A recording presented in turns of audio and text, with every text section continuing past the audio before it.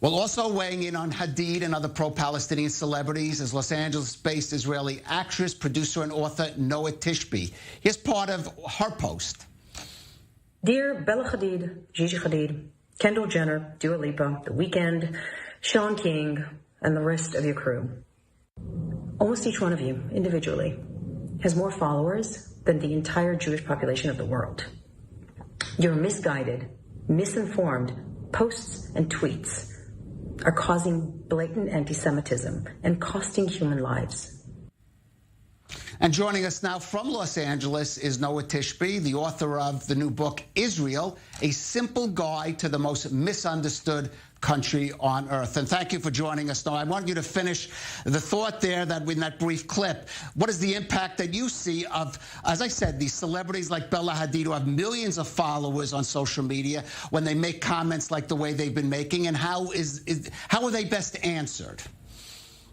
Well, the sad thing about this entire situation, obviously, as it unfolds in the media, is that it's never been this bad. Unfortunately, I wrote this book because I realized that there's a substantial problem in terms of understanding Israel and the conflict and understanding what Israel is about. And I knew something like this was about to erupt, but I had no idea it was going to be this massive.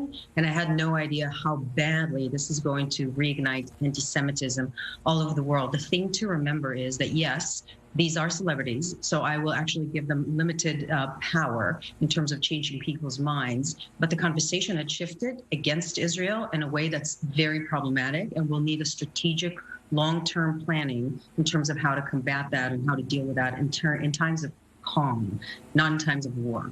And it's true, unfortunately, when they do chant from the river to the sea, Palestine will be free. There's no other way to look at it than calling for a genocide.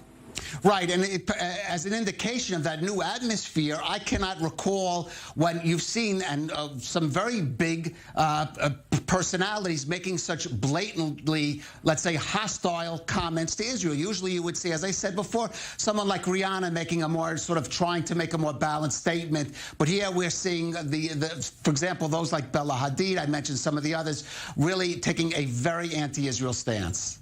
Yes, and it has been going on for a long time. So again, I've seen this trend happening in the past at least decade, and there's been no proper what we call hasbara, what I would call actual international diplomacy, to create the story of Israel and make people understand what it is about, why it needs to be there, what it has been dealing with in the past, God knows, let's say a century, even before its establishment, and actually created such that the understanding actually already exists. And when a conflict erupts, people have the context.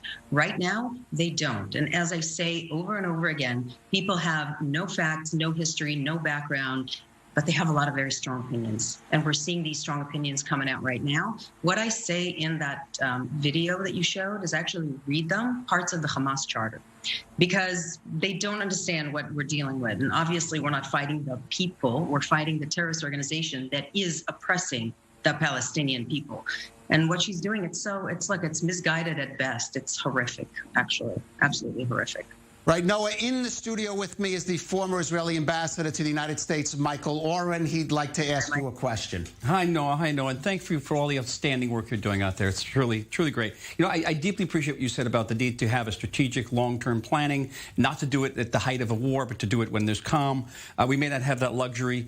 What can we do to marshal those voices in your field, in the entertainment field, whether it's Bill Maher or people who are more balanced, to provide a counterweight, a different voice, whether it be on social media, whether it just be a petition sign that can be published in a newspaper, that take on some of these not just the moral equalizers, the moral equivocators, but also these people who are blatantly anti-Semitic?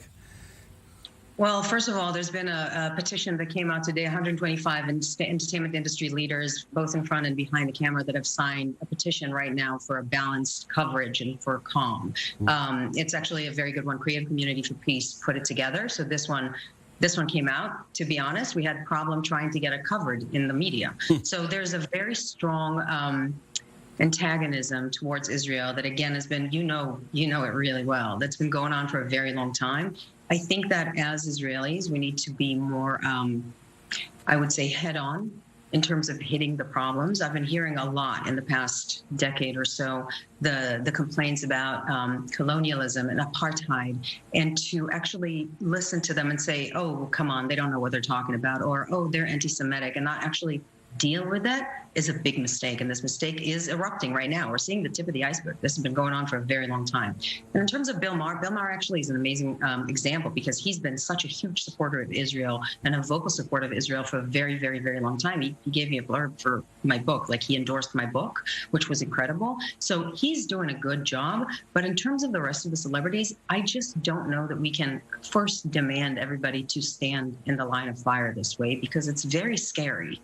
Right? I know this personally. I've been suffering from this for years, and now even more so.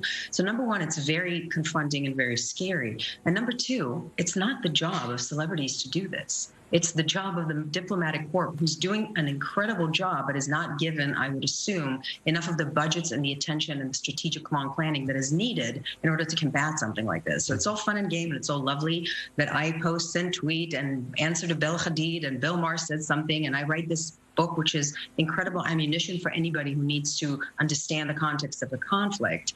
But really, in terms of changing people's minds, it needs to be a slow burn, and slow and steady wins the race. And we haven't done that properly in the past, in a very long time, actually, since the last conflict. So we had 7 years of calm to deal with this and deal with the problem that have been brewing underneath the surface, and it has not been done properly.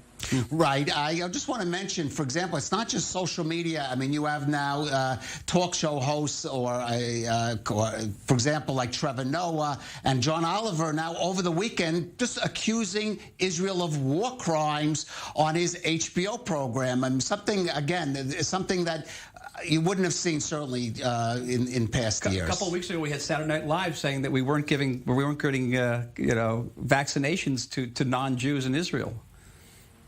That was before Gaza. Unbelievable. Yeah, that was horrible. And I'm currently working on a response to John Oliver, which hopefully I'll be able to post in the next few hours, because that was, again, shocking. I'm just curious, because you mentioned not expecting celebrities to necessarily put themselves out like this. Very briefly, are there Jewish celebrities or other even non-Jews who come to you and say, I agree with you, but I don't want to put mine? Is this too controversial an issue for me to go public with? A lot. Many of them. A lot. So there are the people that do put themselves out there. I want to point out to Meghan McCain, for example, who's incredible and is out there like a warrior. But there are a lot of people, very high up celebrities and people with a high profile, who text me like, I'm in violent agreement with you, but I just can't. All right, Noa Tishby, fighting the fight there in Hollywood. Thank you for joining us. Dropping the sea. Thank you so much, and be safe, everybody, okay? Okay, thank you very much. Noa Tishby, thank you for joining us.